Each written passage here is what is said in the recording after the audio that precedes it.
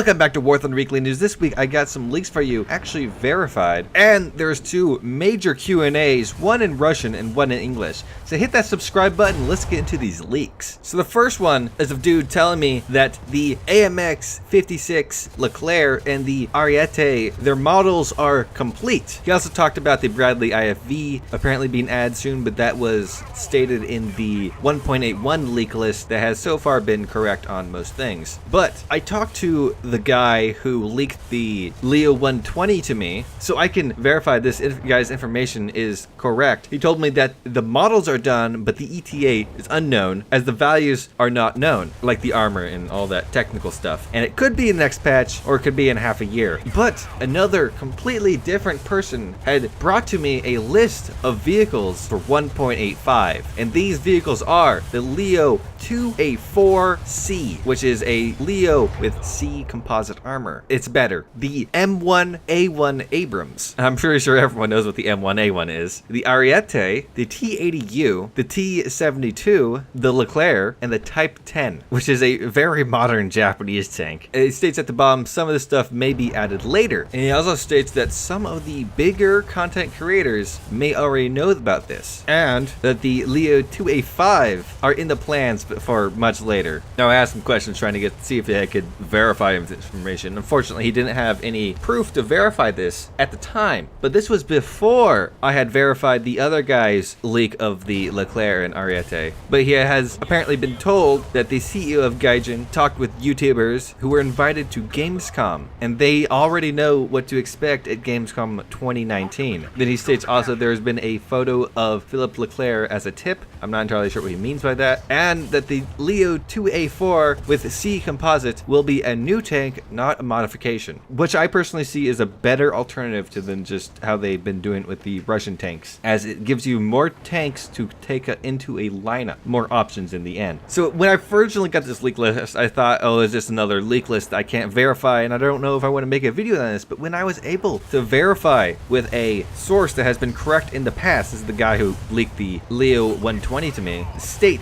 that the models for the Leclerc and the Ariete are complete. Like, these are completely different people. So I think this leak list is legit. But this isn't the only bits that make me think this leak list is legit. A Russian YouTuber had an interview with one of the developers, BVVD, which I'm just about to go over, but one of the questions was, will we have T72? And the answer is, of course. This is one of the most warring tanks in the world. And then the next question was, what will be the difference between the T64 and the T72 in the game? And he says, in general, the T72 will have the best armor, which makes you think, oh, they're gonna have one of the more modern T72s with explosive reactive armor and all. Now, if you remember, before 1.83 hit, I got some dubious leaks, as I called them, because I was unable to verify those sources. But one of them was a dude talking about that the Italians are gonna get the Ariete.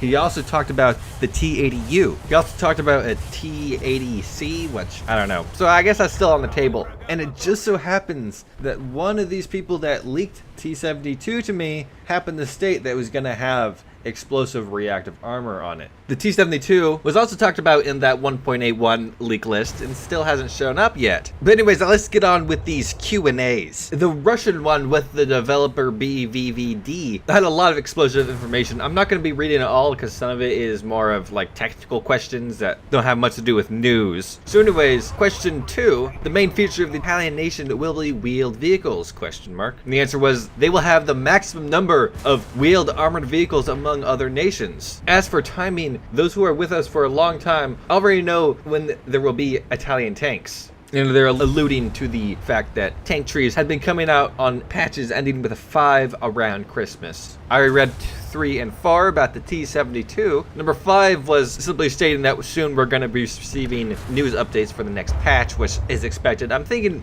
next week.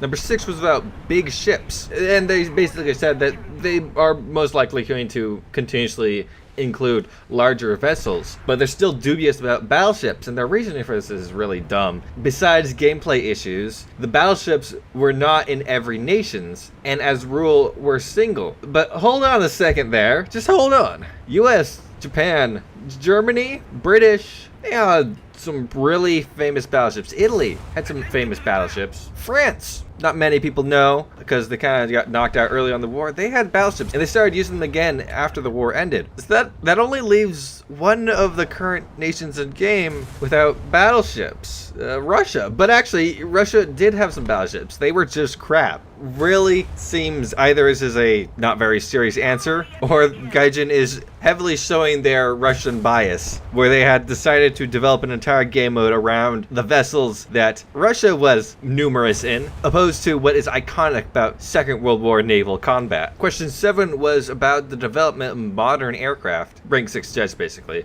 and they state the kind of what they've been stating for a while now is that tests and work is going on. News will be soon, which is a good sign, but the biggest problem is supersonic aviation, as in gameplay and balance, not technical issues. Which makes sense. Everything I've heard about flying jets is that speed is key, and so supersonic jets totally outclass the jets we currently have in game. The question after that, 8, was about more advanced attacker aircraft like the Su-25 and A-10. They stated that there would be imbalance issues, but I think Gaijin needs to fix up these issues, so I really want an A-10. The next questions were about spawn camping protection, and it was stated that they are developing a solution to the issue, though it is not a dynamic respawn, whatever that means. Number 13 was about whether there's going to be thermal sighting, and they said basically that is to render that stuff is too hard for old graphics cards, which a lot of users have, so they need to find some compromise on that.